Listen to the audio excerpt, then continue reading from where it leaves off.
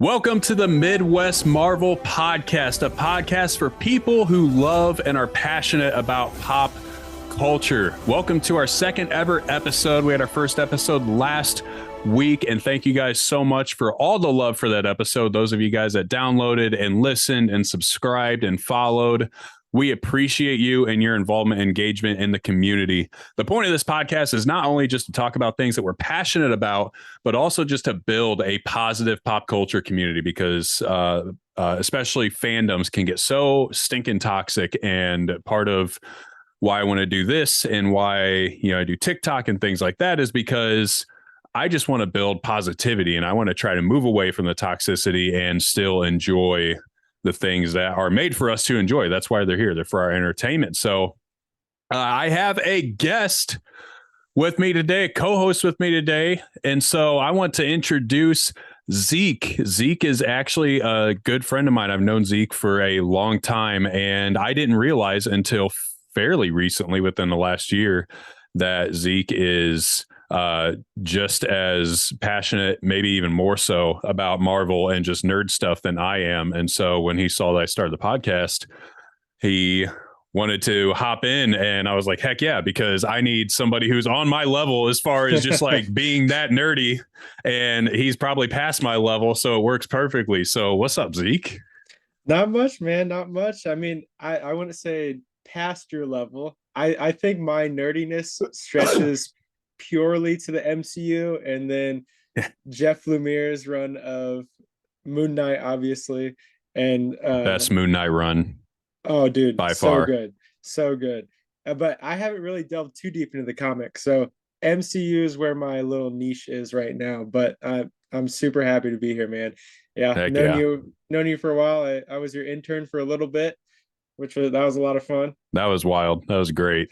Okay, so on today's episode, we're going to dive into She-Hulk episode 2.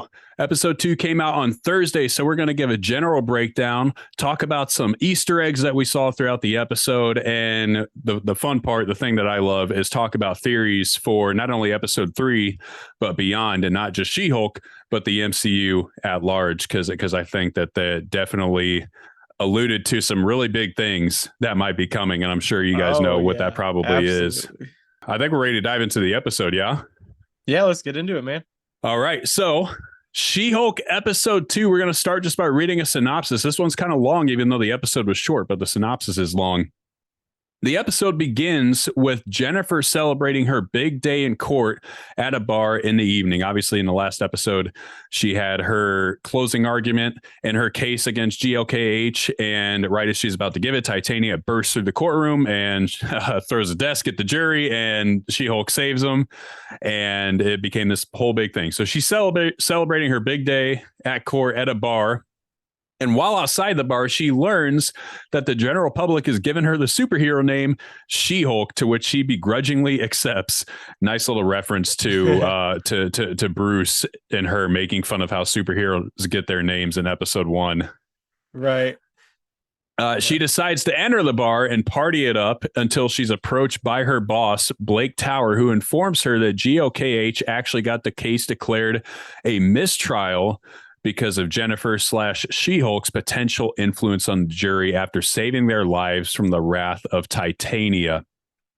Little pause here really quick. So I thought this was really cool.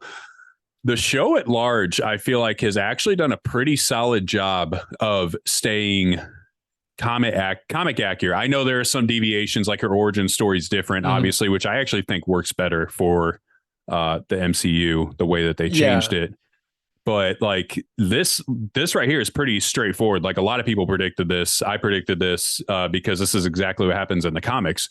She is She-Hulk, and I believe it's not a specific case like that, but I think they just think that her general influence as a superhero could potentially be persuading juries to rule in her favor, and so she gets fired if I'm recalling that right.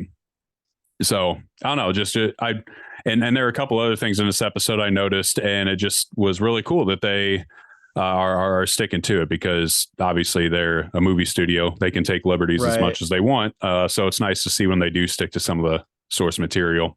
there was one thing I noticed when she was like while she was getting fired, she in She-Hulk form, and then he was like, "Hey, can you be like Jen?" And as soon as she became Jen again, she was like instantly like drunk because she had, I don't think she realized she drank so much, but I thought that Yeah. was funny. I was like, oh, in the midst of being fired, like you like switch and then you're like sloshed, like, ooh, And she played that's a it little so rough. well too. The actress who plays She-Hulk, Tatiana Maslany, she might be one of my favorite newcomers in the MCU altogether. Like I think probably Stephen Grant, Mark Spector, played by Oscar Isaac, is maybe number one. He, in my opinion, maybe gave the greatest MCU acting performance in Moon Knight that we've ever seen. No Yeah. disrespect to Tony Stark or anybody else, but she's up there. I love the energy and the charisma she brings, and the way like her comedy just lands. It just hits so Yeah. well, and it doesn't feel forced or over the top. Totally. I mean, where's the cutoff though? Where are we cutting this like the new heroes? Because I'm like Tom Holland was a big pickup for me. I was like, Yeah, ooh, I don't know I if I like Tom consider. Holland a I'm lot. thinking more like Phase 4. I guess Like is phase probably four. yeah. Yeah, then I would agree with you. Oscar Isaac, he just what an incredible performance. Um his co-star, whoever played the Scarlet Scarab there, I Oh thought yeah, she was fantastic as well. I can't wait to see more of her. She was so stinking good, and Yeah, I loved. Like her suit was so sick, it was sweet. I was like that I want to see more Moon Knight Scarlet Scarab things. bro. It's it If we we don't get just a need Moon more Knight of it. season 2, I will riot. I am I right there with will. you. It'll be worse than whenever everyone uh stormed Area 51. Yeah. Whatever. We're All that crap storming that happened in the Marvel. Capitol, just imagine it at Marvel Studios, because I feel like that's what people are going to do if they somehow come out and are like, yeah, guess what? No season 2. Yeah, I'll Oh, lose it. He's I'd be livid. easily like quickly became one of my favorite comic characters and just comic runs ever. And like now he's one of my favorite superheroes, period. So I need more Oh of yeah, them. Um, absolutely. yeah, Jennifer Walters, she killed that part, and it was just so funny seeing the switch between the two. And I feel like they're going to play with that a lot more as the show goes on. Just that constant, like her ability to just change at will, whereas Bruce didn't always have that ability. Now he kind of does, but it seems like I know we're deviating off topic, but I feel like, and we'll talk about this more, but I feel like he's slowly losing control. We kind of saw that in the car crash. Like we've never seen him as Smart Hulk start to like lose control a little bit. And he definitely was having issues in the Yeah. car crash, so much so that he told her to get away. And I don't know. We'll talk more about that a little later, but I Yeah. think there's something to that there. Oh yeah, absolutely. Okay, so jumping back into the synopsis, Tower tells Jennifer that he has to let her go from her job, which shatters her world. Our next scene, we find ourselves at what appears to be Jen's apartment, where she's with her best friend, Nikki Ramos, presumably searching for jobs on her laptop. The camera gives us a quick glimpse of the laptop screen where we see a couple notable headlines here, including why is there a statue of a man sticking out of the ocean, which is a clear and finally a reference to the Celestial sticking out of the earth in Eternals. Like it's only half the size of the planet. Like it's don't been far understand. too long since they've addressed that, in my opinion, but that's fine. We got it. And I'm sure they have a reason, because Marvel always does. People always question Kevin Feige and why haven't we heard this? Why haven't we heard that? Why aren't you doing this yet? And they always have a reason, and it comes full circle. So I'm sure we're just being annoying to him, probably. Right. But yeah. It does seem odd that we're how many movies and projects past Eternals and no one's talking about this massive freaking being just sticking out the ocean. Or just the Eternals in general. Like what? Yeah. No one's even mentioned it's fine. Yeah, we need more Eternals. We'll get to it later. Yeah. So another headline, which we'll talk about in a little bit. I won't touch on this right now, but man fights with metal claws in bar brawl. And I'll just say that I audibly yelled when I paused the screen and saw that headline. Like that Leonardo DiCaprio meme. Say, hey, dude. Yes. Yeah. There it is. We also see headlines for Find Ant-Man, which I think is a nice little nod to Miss Marvel. Because in Miss Marvel, we find out that Scott Lang has a podcast and he's apparently becoming a celebrity, which is just super funny because he's totally the character that would embrace that in the MCU. Oh yeah, absolutely. And then you get North. Oh, go ahead. Oh no, you're good. I'm wondering if the Find Ant-Man thing might well, maybe we can get into that a little bit later when we talk about You got a theory on it? You got a theory, maybe? Yeah, a little bit. I'm excited to hear it.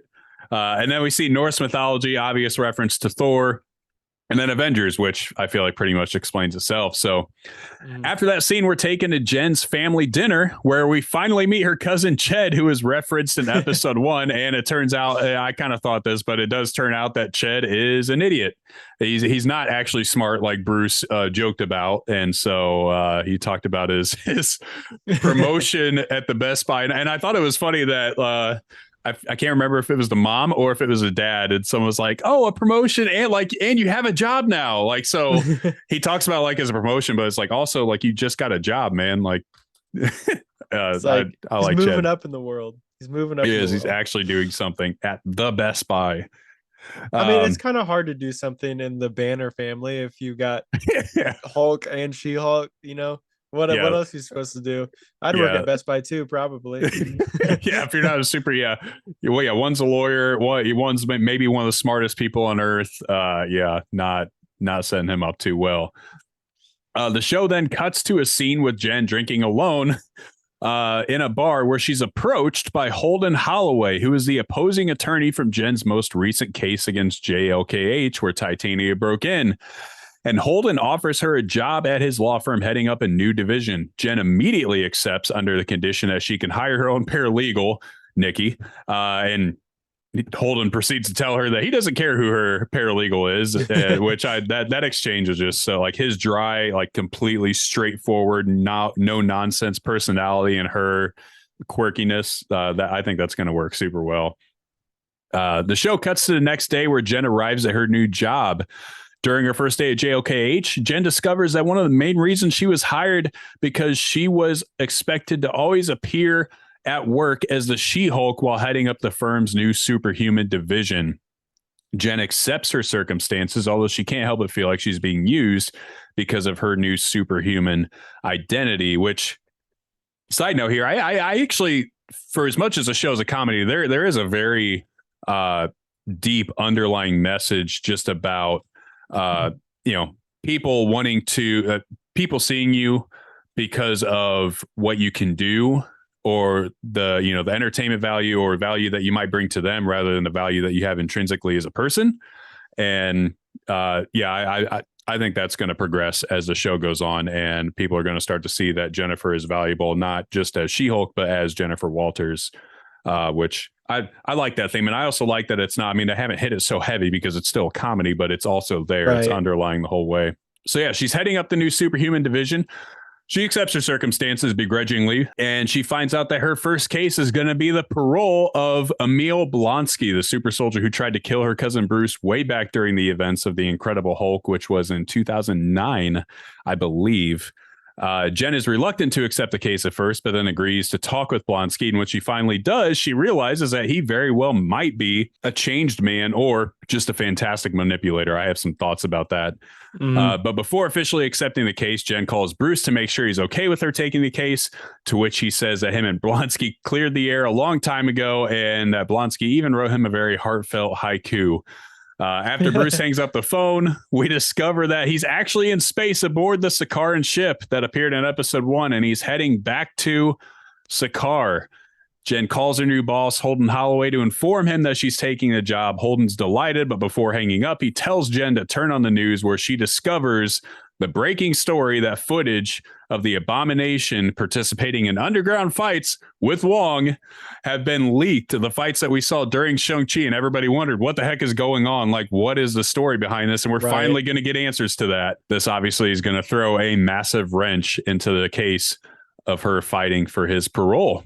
And that's the episode. And then we get an end credit scene, which was still funny, of her just helping with house stuff with her family, which again, I love these end credit scenes. Like, they don't really amount to much, but they're funny and entertaining for a couple seconds, couple minutes. Yeah, so we're finally getting back to the end credit scenes. We didn't have them for Moon Knight, Loki, WandaVision. they were gone for a good majority of the new shows. So I'm glad to have them back. Yeah, none of the shows really did them aside from doing one like at the very end. I think WandaVision maybe had one in episode 4. No, that's wrong. Because WandaVision was 9 episodes, wasn't it? Yeah. So that was probably like episode 7 or 8, I think. And then Loki had the end credit scene with when he wakes up in the void. Oh yeah, with the right. other Lokis. And then Moon Knight just had the Jake Lockley one, which was well worth the wait. Sweet. That was worth it. I was wondering when Jake Lockley would show up. But anyway, this is about She-Hulk, not about Moon Knight. I know. Yeah, we could do a whole couple episodes on Moon Knight alone. But so general thoughts. What'd you think about the episode? What was your initial reaction? And even now, it's been a few days. It's Saturday now. What's your reaction a couple days later now that it's sunk in a little bit? Oh man, I liked it a lot. I can't help but think, where's Hulk going? Are we gonna see more of him? Is he actually going back to Sakaar, or is he going to check out something else? Like, there's just so many, because I know that Mark Ruffalo's contract is up. I think he only has She-Hulk project left. So on his contract, he does. Yeah. And I know he'd be 100% willing to re-sign, but at the same time, it's like, are we gonna get more Hulk in this show, or are we going She-Hulk? Because we know Daredevil's coming at some point. I'm so freaking hype. I'm pumped for that too. But where is this? Are we gonna hear back from this Sakaarian adventure that Hulk's going on in this show, or is that just another thing that Kevin Feige just launched out there that we're not going to we'll touch on this in like 6 months. That's a great question. Personally, I think this is probably the last we've seen of him. I think maybe we'll get references of him, but I'd be surprised if we saw him again. My theory is that we could see some kind of end credit like toward the end of the show that references something of, again, we could talk about this in a little bit, actually we'll just talk about that, but a Planet Hulk or World War Hulk project, because it seems like that's where this could be heading, because that's that storyline. For anybody who's unfamiliar with Planet Hulk, World War Hulk, it's something that's been rumored in the MCU for a long time. People have wanted, because people want to see Rage Hulk again, right? They want to see the mean, nasty Hulk, that like the destroyer of worlds Hulk, instead of the smart Hulk, which I think people forget that smart Hulk is also like, he is comic accurate. That's a thing in the comics. And so many people are like, oh, you deviated from the comics. No, that's still the comics. I understand it's not all the comics. Like Hulk is probably a majority of the Hulk is just Rage Hulk, but this is a thing. And I do think we're starting to see little hints that we're going to get that old Hulk back. And the World War Hulk storyline, the way that works in the comics, just briefly for anybody who isn't familiar, the Illuminati, if you watch Multiverse of Madness, that same Illuminati, but just made up of some different members, they end up sending Hulk into space because they deem Hulk to be too dangerous for planet Earth. So Hulk went up to space in Age of Ultron for the same reason. He felt like he was too dangerous. He needed to get away. And the comics, he was forced out. He was banned. He ends up on Sakaar like he does in Ragnarok. While at Sakaar, he basically ends up ruling the planet. So in Ragnarok, he's just this really highly touted gladiator. In Planet Hulk, he literally rules the planet. Yeah.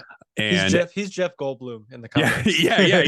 He's the guy that they're building massive statues of and worshiping and everything like that. And he ends up getting a wife while he's on Sakaar. And at one point, the ship that he was sent to Sakaar on ends up blowing up. And I haven't read the comics to know if it's like accidental. I think it's accidental. I don't think it was intentional. But in his mind, he thinks it was intentional. It kills his wife. It also kills a bunch of Sakaran citizens. And so he's obviously full of rage, and he goes back to Earth to start World War Hulk. Like, he has it out for everybody because he believes that this was intentional by the Illuminati to kill him, kill his wife. And again, I don't think it is. I think it ends up being a misunderstanding. And then in the midst of all this, he ends up finding out that he has a son on Sakaar who also is like part Hulk. And his name is Scar, and I think that's how it's pronounced, Skaar. Anyway, all that to say, I think that building up to some sort of Planet Hulk, World War Hulk storyline. It obviously won't be exactly the same. They're going to have to change some stuff, but I would not be surprised to find out that he has a son or something along those lines. Oh yeah, even from his previous game, how long was he stuck on Sakaar the first time? 2 years? I forget how long he said. It's definitely years. It was definitely in the years. Because he was stuck as 2 years or years as the Hulk and from Banner. And the likelihood, I don't know, Hulk might be a dog. He might have had a kid out there on Sakaar. We don't know. We don't know. I also think he's been back to Sakaar off screen. Like, I don't think this is his first trip back, because he has his, like, that we saw his gladiator helmet. You saw it in the background in episode 1, I believe. Yeah. And so we never saw him take anything with him. It's obvious. I mean, it's possible he did, but we never saw that. So has he been back to Sakaar multiple times? I don't know. I feel like a Hulk war would be, that'd be so good. It'd be so good. But I feel like it'd be so tough to find a way to throw that into the MCU story where we're at right now. But personally, I don't care. Give me I know, more. I would love it. You want to throw 5 more shows and 5 more movies out? Go for it. I'm all in. That's how I am. I understand the quality can deviate a little bit, and I don't disagree. I think there have been some things where I'm like, if you'd like Thor: Love and Thunder, I'm like, man, if you'd have really taken your time with this movie, I think this could have been all-time great MCU movie instead. For some people it was. For me, it personally wasn't, but I know some people loved it. Anyway, that's a whole different conversation. Mark Ruffalo did say in a recent interview, he said they asked him about doing a Planet Hulk, World War Hulk project, and he said that he would play Hulk as long as they have him. So kind of already touching on what you said, that you think that he'd be glad to do it. He literally said that he would. So he's in. Marvel just needs to be like, okay, let's do it. Let's pull the trigger here. Come on, Kevin Feige. We already know you have it planned Daddy Feige, don't let us down. I love the episode as well. I really think 2 episodes in, I don't want to jump the gun because I've said this about other shows and then turned out to be wrong, but I really think this could end up being a top 2, top 3 MCU TV show project. Just the vibe of it is so different. I love the comedy. Doesn't feel over the top. It's just so, I don't know. It's refreshing. It's very refreshing. Right. It doesn't necessarily feel like a typical Marvel project, and it's answering so many questions that we have, but it doesn't feel like it's all forced in there. And great acting. Tatiana Maslany killing it. It's very, in terms of like comedy wise, is very Miss Marvel-esque in terms of that. It's not quite like innocent comedy, but it's like, oh yeah, I've definitely chuckled and laughed out loud 4 or 5 times throughout the duration of this 30. I don't like how short these episodes are, by the way. That was my one gripe. We're getting 9 of them, which is fine, which evens out to like the 6 that we've normally been used to, but 45-minute maybe. Just give me an extra 15. I think it ends up being a little bit longer, but it's still going to be close. It does feel more like a TV show to me, though, which I will say is something that most of the other projects haven't felt like it. The rest of them have all felt like a large movie that was just split up into 6 parts. This actually feels like it's a TV show, which I enjoy because it's supposed to be a TV show. But I agree. I would like it to be a little bit longer. 22 minutes was on the short side for me. I understand that that's actually like, if it was a sitcom, which it is, that's how long sitcoms typically are. But I'm like, give me 30 at least. Meet me in the middle. Doesn't need to be 45, but don't give me 22. Show's been great so far.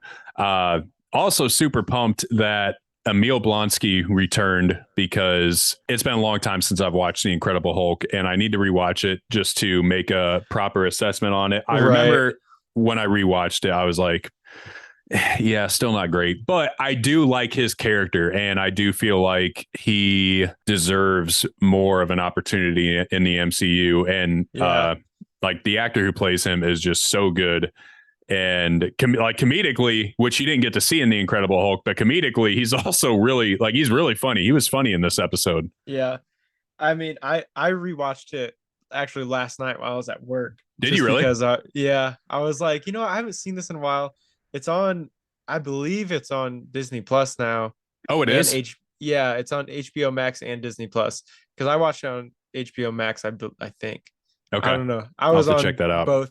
both platforms last night because I rewatched She-Hulk too. Nice. But being in what 2008, 2009 when that came Yeah. out, it's all right. It's not a bad Hulk movie, Yeah. but Not a great I MCU movie compared to what right we've gotten. Yeah, what that's a we've great way to gotten. describe it. Hulk in that movie is like what everyone wants the Hulk to be in the MCU. Yeah. I mean, and even though it is MCU canon, R.I.P. Edward Norton, but like still, it's like I'm wondering if they're like I'm overall, I'm just glad they brought Emil Blonsky back. I've wondered what's been happening to Abomination for this whole time, for the 13 years I've been plopping my butt in front of the movie screens every year. And like, when are we gonna see Abomination again? Like, did he die? Is he just chilling in a jail cell Yeah, because somewhere? they never address it. They're just like, he's Yeah. gone.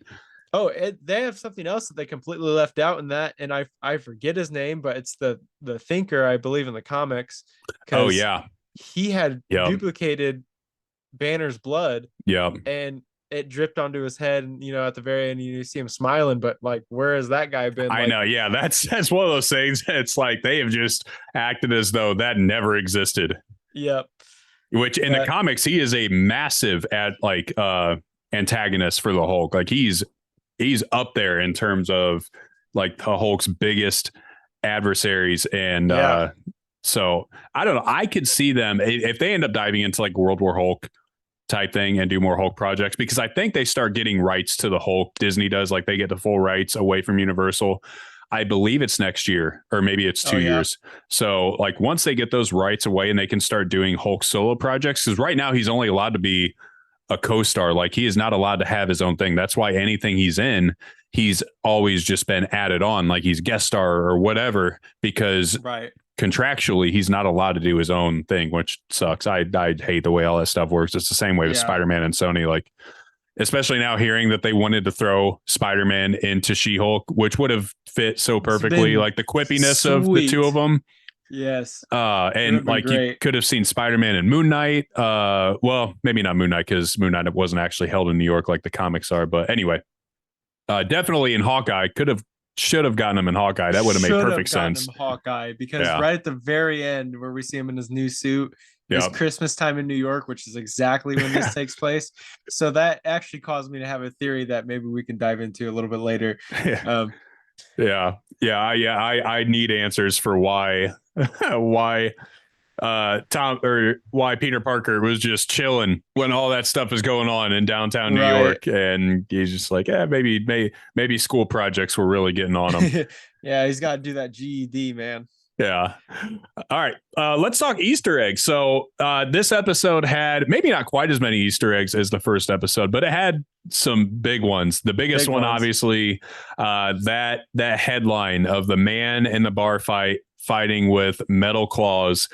Obvious nod to Wolverine. I mean, I feel like by all accounts, this is as close as we can get to official confirmation that Wolverine exists now in the MCU. Like he's here. Nobody knows who he is, but Wolverine is here. And it was cool because that's clearly a nod to the original X-Men movie, when we do see Logan fight in that bar with, I believe Rogue's in there. Yeah. And also kind of fun fact, Kevin Feige worked on that movie. So I think that was like this first major project that he worked on. And so it's cool that there's that little tie-in. He wasn't, I don't think, an executive producer or anything. I think he was lower on the totem pole at that point, but just super neat that all ties in some way. But yeah, dude, Wolverine in the MCU. I never thought I'd ever hear that. Even when Disney bought Fox back in the day, I didn't think that would just ever happen. It just doesn't fit storyline wise in my head, but I'm glad Wolverine is one of top 10 favorite characters for me. Yeah. I think for a lot of people. Who are they going to get to replace Hugh Jackman? That's the thing. Yeah. I have like two guys in mind that I'd be okay with. Who are the ones you want to see? Taron. Taron, I think, is high on everybody's list. Taron Egerton, he'd be awesome. Yeah, I think he'd do great. And then I saw, have you seen The Boys? on Amazon Not yet. Prime? No, not yet. No. But I did see that one of the guys in that is rumored. And Yeah. look wise, he Look has the wise, look. it works. Yeah. And I liked him in that. He didn't play like a similar character to Wolverine, Right. but I can tell it looks like his acting chops are there, and I think he could do it. So my dark horse pick, Edgerton obviously would crush it, and he's probably the front runner. But I would love to see Daniel Radcliffe. His name has been thrown around as Wolverine, and like low key, I kind of feel like he could crush it. I would love to see him take on like a heavy action role like that. And he does kind of have the look. Obviously, he'd be a little bit different, but he's a great actor. Everybody associates him with Harry Potter and like, oh, it's just Harry. But like, if you've ever gone through his filmography and like watched the stuff that he's in, he's a phenomenal actor, dude. Like he is not just Harry Potter. That man can act his behind off. Yeah. And so I think he would crush it as Wolverine. And his name's been thrown around quite a bit. And so I mean, I would feel like he's definitely up for consideration. But I mean, as long as it's one of those guys, I don't want him to just like pull someone out the woodwork because it's Wolverine. Like it has to be. We need someone good. Although we thought the same thing about Tom Holland, and now look at how much everybody loves him. I remember when we first saw Tom Holland in Civil War, everyone's like, who the heck is this guy? But obviously he was the perfect choice. Oh yeah. He's been awesome.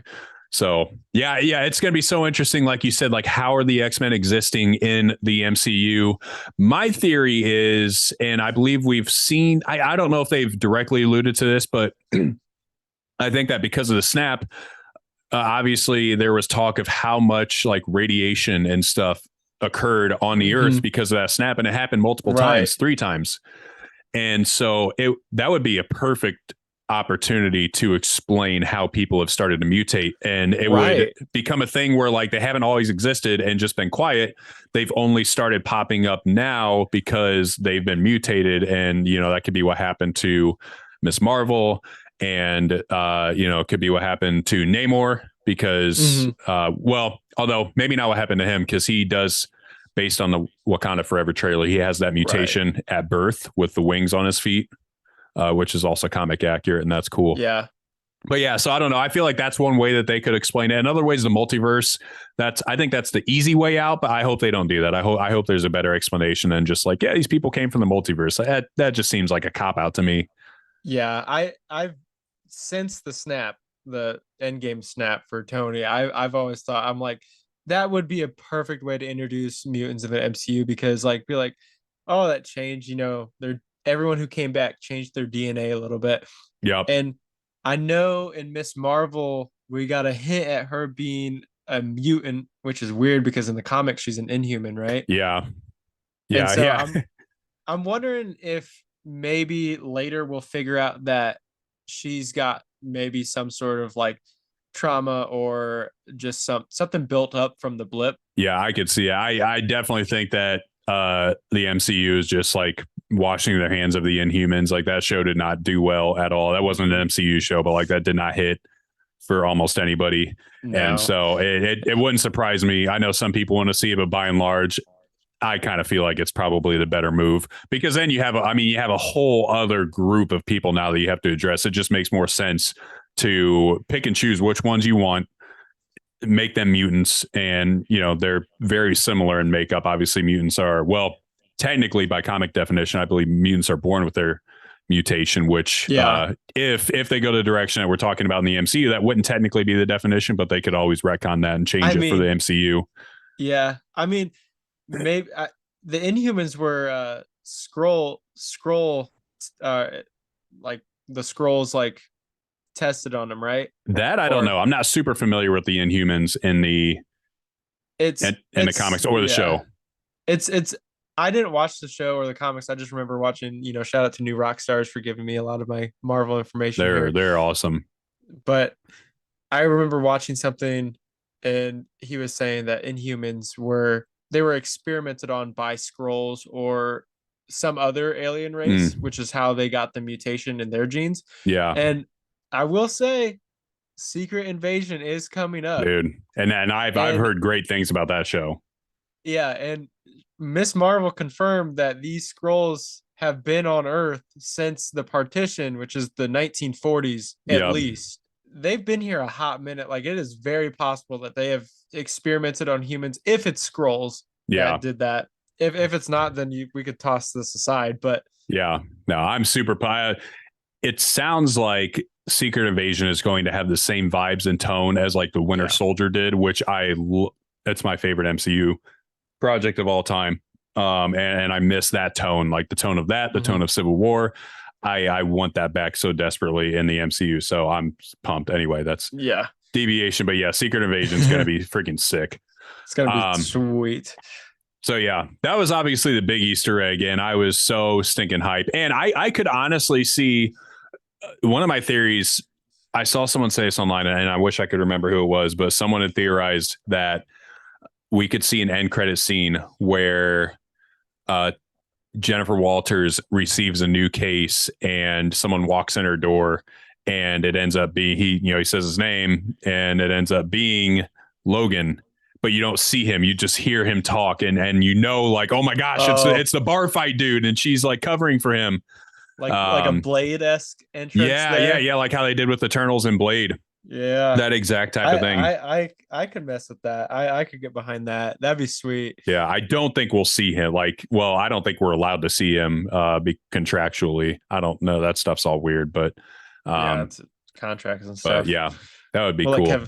We'll let Marvel deal with all those. But Wolverine in the MCU.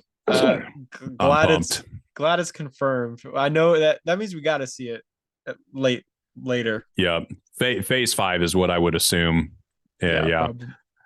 Some other Easter eggs at the beginning of the episode, when you see all the different news stories talking about what happened with Titania and the court case. One Easter egg is one of the news stations is actually the same news station from Ant-Man and the Wasp, which is just cool continuity. The MCU does that all the time. They're always very particular about those details. So I like that. The thing that was kind of funny to me, somebody told me about this, was one of the news stations had the reason for Titania's outburst was because of a case of low blood sugar. And someone told me that might have been a Kardashians reference, because apparently one of the Kardashian sisters had like this big old outburst at some point and then ended up blaming it on low blood sugar. And Titania is supposed to be an influencer, like, kind of like the Kardashians. So I got to feel like that's not coincidence. I know nothing about the Kardashians. So if anybody's listening and you do, you can correct me if I'm wrong. I might be wrong, but if that's right, that's just a really cheeky, funny nod. And also I feel like that's a Snickers ad just waiting to happen. Like hungry. Oh, yeah, absolutely. That'd be cool if we saw that like in the background, like a Snickers ad. Like she started to do promotions because of that.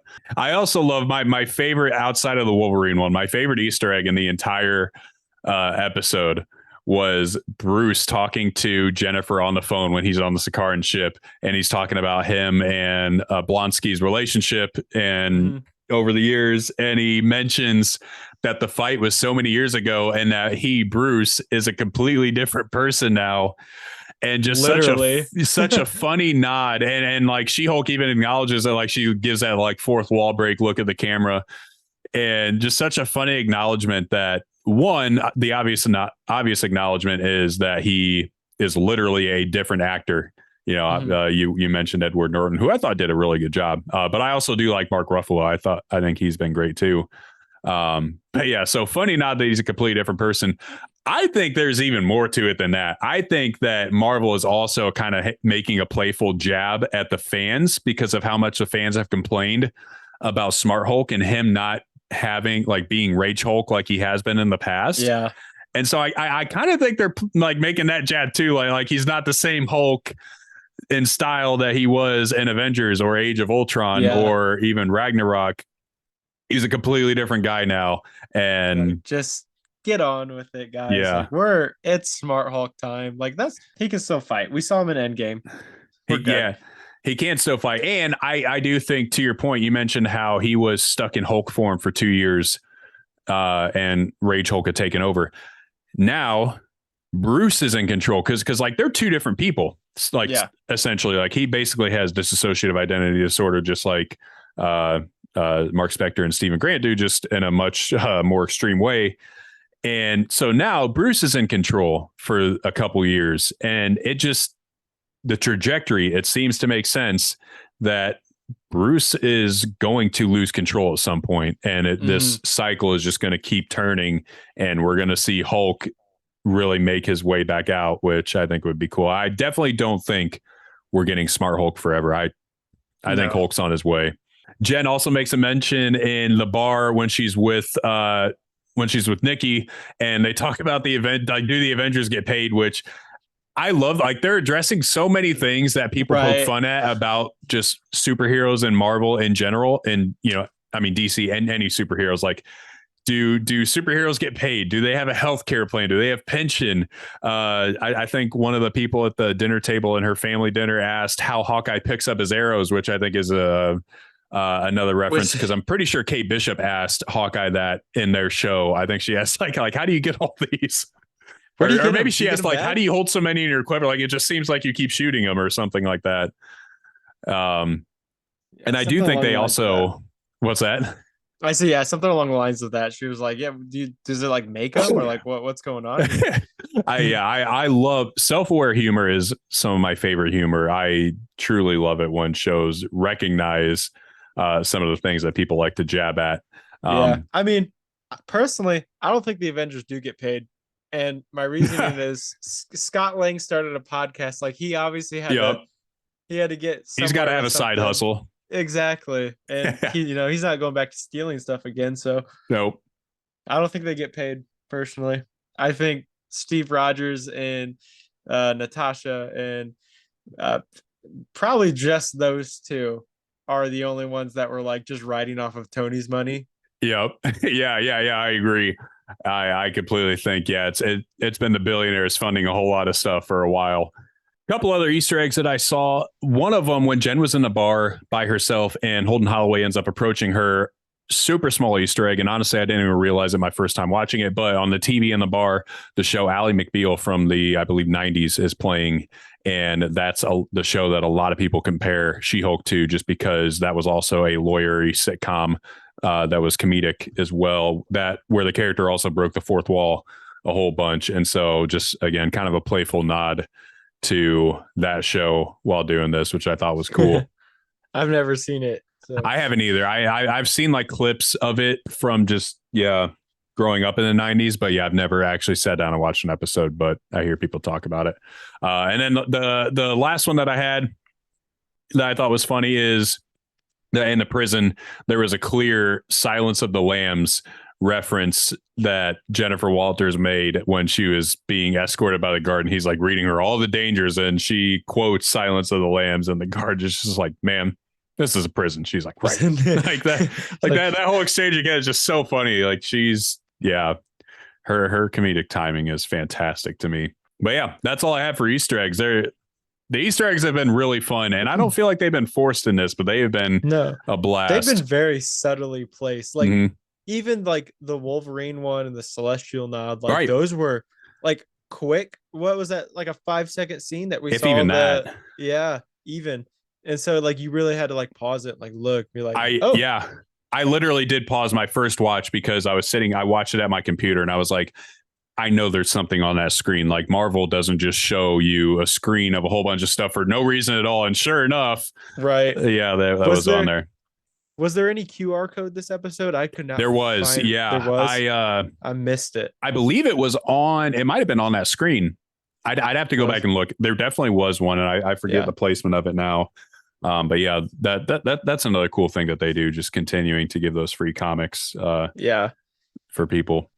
Those are the Easter eggs. Finishing up with theories and predictions. So we probably won't get too much into the D23 news just because of just for the sake of time, which is okay because D23 isn't for another couple weeks, so we can talk about that next week. Right. But that could be a podcast in and of itself. Really could, to be honest. But man, theories and predictions. We already talked about the Planet Hulk, World War Hulk stuff. We mentioned a little bit about Wong, but I I have a theory, and I know you said you have a theory about how Wong is connected. So I want you to touch on that in a second. But my very basic theory is that I think we're going to see Wong in episode 3 for sure, because I think he's going to have to show up. And like you said, we know that he's there because we've seen it in the trailers. Yeah. So we know he's there, but I think we're going to see him in episode 3 because now he's going to have to come out and explain himself as to why he has been breaking Emil out of prison for underground fighting, which I cannot wait to hear the answer for that. Like, I cannot wait to hear his explanation of like, I just needed some money on the side and we've been like splitting the profits. And I don't know. I don't think there's going to be a great reason. I think it's going to be funny. He needed some money for that tuna melt. Yeah. This tuna melt that he loves, and also the Hunka Holka burning fudge, Ben and Jerry's ice cream that he loves so much from Infinity War. Right. But yeah, you said you had a theory on Wong, didn't you? Yes. So you remember Nick Fury's big week, right? Where he's going around and collecting all these. Yep. In Shang-Chi, Wong shows up at the end and collects. Are we considering what's her name to be a hero, even though she Katie from Shang-Chi? Yeah. No, I don't consider. I don't know if she's a hero in the comic. I don't think she is. I could be wrong. I'm not very well versed in Shang-Chi outside of the movie, but no, I'm not considering her. I think she's just kind of tagging along sort of thing. Well, I just think it's weird because I'm like, Shang-Chi got sort of brought in by Wong, to talk about the 10 rings, but like, still, you see, that's, Wong is making appearances everywhere. It's not the multiverse saga. It is the Wong saga, dude. Yeah, it absolutely is. You see him in Spider-Man, Doctor Strange, She-Hulk, Shang-Chi. Did we see him anywhere else? Everywhere. Gosh, I feel like probably yes, but off the top of my head, I can't think of it. But the dude has been in everything. Right. He's like the Shaquille O'Neal of the MCU, right? Like Shaquille O'Neal is out here doing side quests now. Like that dude is sponsored by everything. And I feel like that's what Wong has become in the MCU. Like this dude just shows up. I think he's collecting and doing something with the Midnight Suns. Yeah, dude. That's one personally I would love to see, just because it's got 2 of my 3 favorite Marvel characters of all time in there. My, number 2 and 3 spot, Moon Knight and Ghost Rider. Yes. I know Ghost Rider's not technically MCU canon, possibly with Agents of S.H.I.E.L.D. Well, it's been confirmed that Marvel is talking to the Duffer Brothers to direct a Ghost Rider project. And so there's definitely something in the works.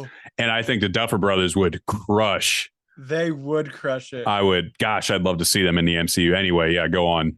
But my whole thing is I think that Wong's creating a team of some sort. That's why he's got Abomination.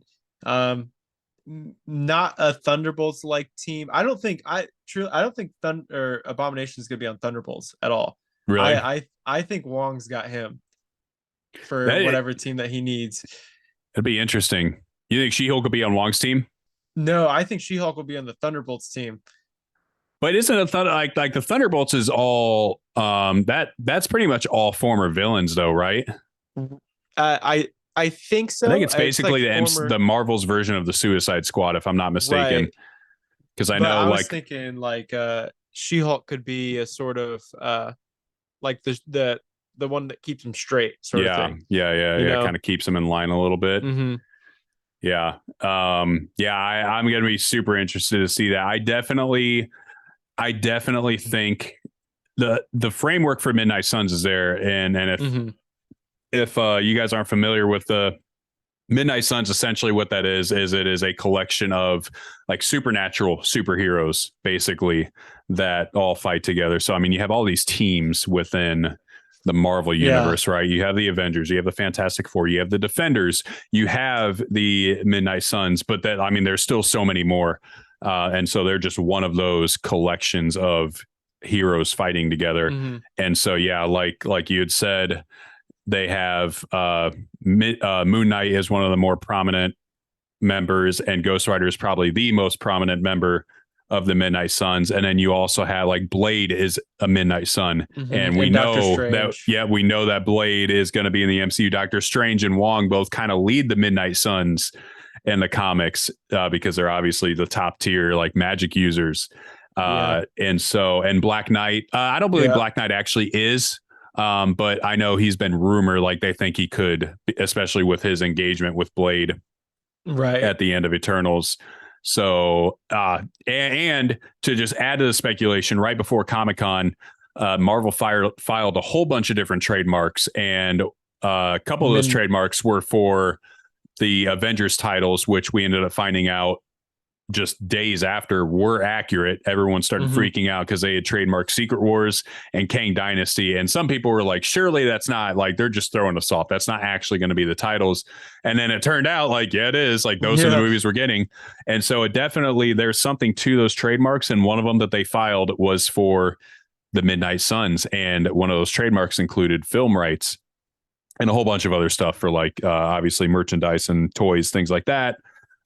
People have speculated that it's for the game because there's a Midnight Suns game coming out, but a couple reasons why that's not. One, that game is already in production, so that trademark would have already had to been filed. I think that's actually somewhat close to coming out.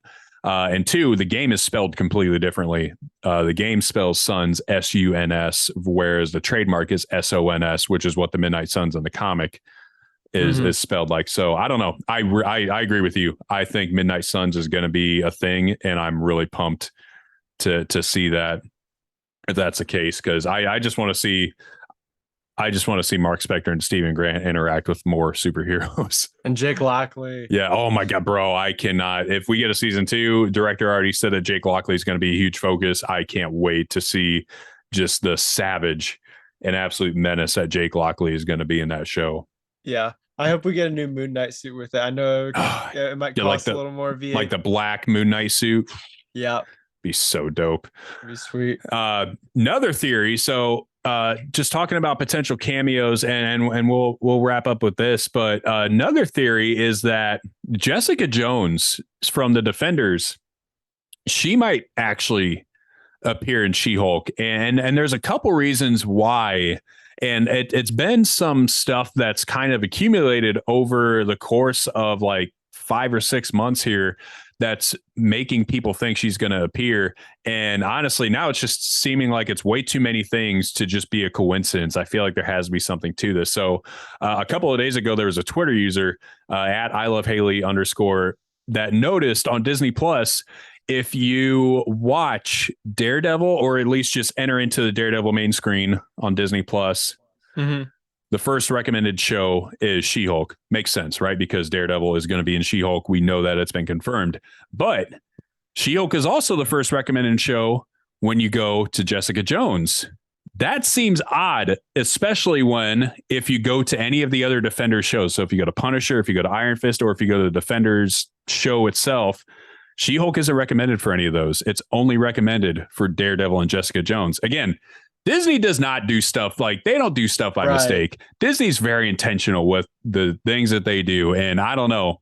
I just feel like that's a not, like, whether we see her directly or whether she gets referenced. But I feel like by the end of the show, we're going to find out that Jessica Jones is in the MCU finally, which her character is so freaking good.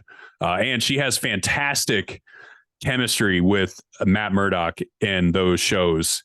And so it makes sense that they would introduce her in the show that they're introducing, not technically because we saw him in No Way Home, but in the show that they're going to show Daredevil in his actual Daredevil suit.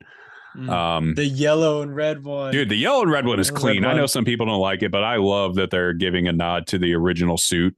Yeah, I like it. I do like the red on red too, but I want to see that again. And I need the Man in Black suit. The Man in Black is my favorite. Just the super low key, the bandana over the eyes. Like, yeah, that suit is clean. Couple other things on the Jessica Jones thing, though, that kind of add to this. So Kristen Ritter, the actress for Jessica Jones, back in March, she posted a picture on Instagram where she looked like Jessica. Like her normal look is not the Jessica Jones look. Like her normal look is very different from that. But she posted a picture on Instagram where she had her hair, makeup, like the clothes she is wearing. It was the Jessica Jones look. And it just seemed like it was super random. It was out of the blue. And people, of course, started speculating. Well, then in May, she posted a picture with Mike Coulter, who is the actor who plays Luke Cage, who's also in the Defenders. And that was also random. Like she didn't say anything with any of these pictures. Like she just, oh, like here's my friend Mike, or whatever. But it's just like, man, like what are these adding up to? And so, yeah, I don't know. I think she'd be a great fit. It would make sense. She's a private investigator, and so she does work with lawyers a lot in her show. And so who knows? Maybe she comes to She-Hulk because she sees that She-Hulk is a superhero lawyer, and maybe she needs help for herself because Jessica Jones has a short fuse. And so she probably got mad and punched somebody who catcalled her or something like that. And now she needs legal help. Or who knows? Or maybe she's in with Daredevil, and then somehow, they're working together. I don't know. Maybe she doesn't show up, but I love the Defender stuff. I would love to see her get into that show, at least a reference. Yeah, I mean, if we see Jessica Jones, that'd be cool. I would love that. If we see, I mean, I know we're gonna see Matt Murdock, but I'd love that. Yeah, but I want to see Foggy. I miss Foggy, yes, dude. I could see us getting a Foggy cameo, or at least a reference, like get a phone call with him or something. That would be sweet. Because I do think, if I'm correct, I believe he is not technically like the actor who plays Foggy is not technically confirmed yet for that role, even though everybody assumes it's going to happen. I believe the actress who plays Karen is confirmed already, but I don't know if Foggy is 100%. So that would be a cool way to like usher him in and like, yep, here he is. He's our guy. And if it's not him, just like I'm going to do with Moon Knight season 2, I will riot. I will show up at Marvel's doorstep and then just burn the roof down. Last thing, other potential cameos.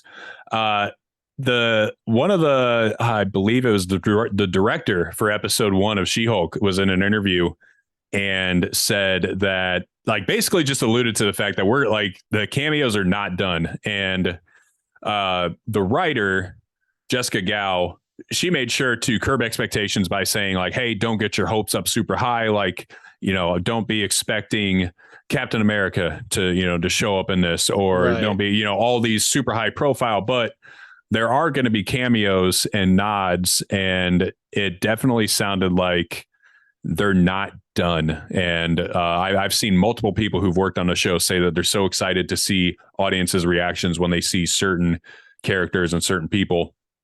And I just remembered this. I have heard from people who have screened the first 4 episodes. The end credit scene in episode 3 supposedly is going to blow everybody's mind. Like people are just going to flip out. Thursday. Let's go. Just flip out. So episode 3 is the next one. And dude, like, I don't know. It can't be the Daredevil thing because everybody knows about Daredevil already. So it's got to be something we don't know. And I don't know, dude. Some thoughts. Like obviously I said Jessica Jones, Ben Grimm, aka the Thing from Fantastic Four. He has been rumored to be in the show for a while. And Jason Segel, actor who played in How I Met Your Mother and a bunch of other stuff. Jason Segel has been the guy who's been tied to Ben Grimm. Some people are firmly believing that he's already been casted. There hasn't been actual confirmation, but She-Hulk is a member of the Fantastic Four in the comics at one point. Just saying. I don't know. Like that would be a cool way to officially kick that off. You just said like 3 things that like just made me get so excited. Jason Segel's one of my favorite. He's so actors. Good. I would love to see him in a superhero movie. And him as the Thing, I think would be fantastic. Yes. Quite literally. I see what you did there. Yeah. But for real, Jason Segel as the Thing. Oh, that'd be super cool. And then even just having, he's such a great actor. I feel like him and Maslany would be funny. They play off each other so well. Yeah, comedically, that he is one of the funniest people on the planet. I love him. Yeah. Man. Yeah. It's the one thing about the MCU, man. Like they bring in heavy hitters. Like they bring in some really solid actors and actresses, and like you're getting quality every time. And another, like my last cameo that I think could possibly happen is Rhodey, aka War Machine. Yeah, I think that one is a little bit more likely in my own opinion, just because you're dealing with more lawyer stuff. Yeah. So most of the time that stuff goes into politics of some Yeah. sort and things like that. Maybe Rhodey's dealing with some sort of like, oh, you've got Stark Tech, like we've got to, deal with that. Yeah. I'm wondering if the next few episodes are going to be with her like dealing with different cases, because it is I 9 think so. episodes. Yeah. So Abomination can't take I mean, if it does, I'm cool with that. But like either way. I wouldn't be surprised. We have the title for we know the titles for the episodes. We just don't know the order that the titles are in. I wouldn't be surprised if the next episode is the trial of Emil Blonsky, or the next episode or two, at the very least episode 4. But I agree. I think it's going to be multiple cases spanning over the course of the show, which again would give it that TV feel, that very heavy like television feel. But yeah, they also, I remember Jessica Gao, the head writer, had mentioned that they're going to talk about the Sokovia Accords. Like we're going to finally hear about those again for the first time since Infinity War, because it's been radio silent on those because of the blip. And obviously Rhodey had a really big part to play in those, and he was a big advocate for that. And so it wouldn't surprise me if that's how we hear about it, because he shows up to essentially like, hey, like, we're starting these back up. Where do you stand? Because, we need to get these superheroes in check. Right. I don't know. Or maybe he tries to make a like legal adjustment too. He's like, okay, maybe we were a little bit too much extreme with this. Like we need to meet in the middle. Yeah. Help me lawyer this out. I'm wondering, do we know when this is taking place? It takes place shortly after Shang-Chi. Like that's all we know. They've confirmed that, but yeah, that's as much as we know. Did Shang-Chi take place before or after Peter Parker's announced to Spider-Man? Before. Before? I believe before. I wonder if but don't hold me to that. Yeah. I wonder if we'll eventually in this, how we get the Matt Murdock, Jessica Jones and She-Hulk connection here, is if we get like a quick little news bloop of Peter Parker's Spider-Man, and Matt Murdock is coming to her for lawyer advice for that. Oh, could be. That would be cool. Yeah. I'm curious because I would love to see. I mean, I know they release, they order things in. They order things on Disney Plus where you can see, what comes after what.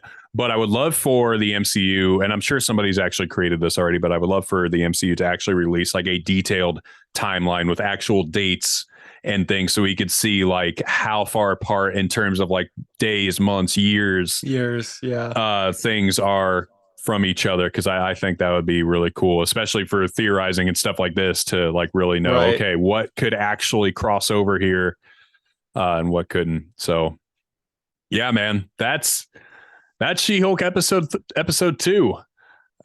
Dude, that was a blast of an episode, and I'm so pumped for episode 3. They just better not make it 22 minutes.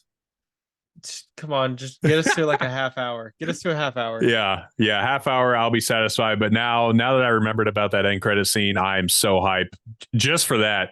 But make sure, don't forget, like, stay off the internet if y'all have not seen She-Hulk episode. Like, if you haven't seen She-Hulk episode 3, don't get on the internet and just go browsing on Thursday. I don't know how many people comment on my TikTok page upset that I spoiled something, even though I say spoilers on almost every video. But even on the videos where I forget, which it does happen, people will comment and say spoilers. I'm like, why the frick are you watching a TikTok video about a show that you haven't seen yet? It happened all the time with Stranger Things when I was making videos about that, dude. I'd get so many people, and I wouldn't even have like the spoiler right away. It would take a minute to get into the video and people would still comment. I'm like, dude, why are you here for this long? You shouldn't even be online. Go watch it already. It came out. Yeah. Stop scrolling TikTok and go watch the dang show. That's the episode. I don't have anything else. Do you?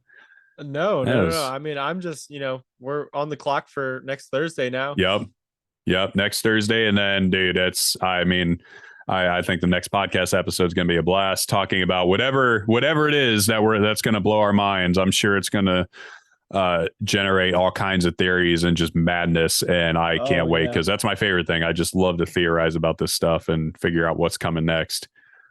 So yeah, me too. Me too. I like wondering who's gonna be in it. I hope we get the next cameo soon in the next episode. I think we But will. we'll see. We'll see.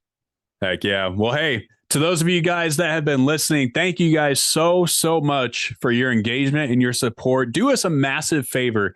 Make sure that you not only like, subscribe the podcast or whatever it is that you do on your podcast platform, whatever they call it, but also leave us a 5-star review. Even if you thought maybe we could have been better, leave that 5-star review and then tell us where we can improve, because that helps get the podcast out so much. Those reviews and those follows and downloads really help to just spread it out and really promote the podcast out there. So that would mean the world to us if you guys would do that. We appreciate you so much. Also, shout out to anybody who's already downloaded, commented, and reviewed. You guys are the best. We love y'all and appreciate your support. So, yeah, that's episode 2. Looking forward to episode 3. I hope you guys have a great week. Enjoy nerding out, and we will see y'all next time.